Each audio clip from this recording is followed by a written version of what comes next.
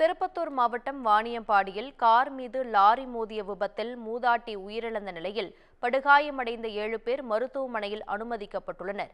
கூடுதல் விவரங்களை எமது செய்தியாளர் அரவிந்தன் வழங்க கேட்கலாம். வணக்கம் அரவிந்தன், இது குறித்த கூடுதல் விவரங்கள். வணக்கம் சுகன்யா. கர்நாடக மாநிலம் பெங்களூர் எலக்ட்ரானிக் சிட்டி பகுதியை சேர்ந்தவர் காமாட்சி அம்மாள்.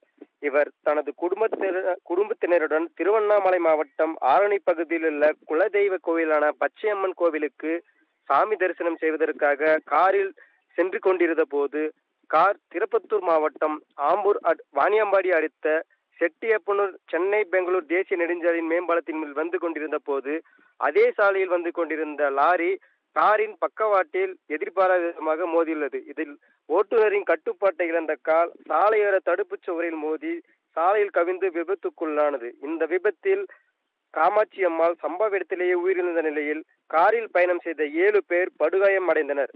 உடனடியாக அவர்களை மீட்ட அப்பகுதி மக்கள் அவர்களை சிகிச்சைக்காக வாணியம்பாடி அரசு மருத்துவமனைக்கு அனுப்பி வைத்தனர்.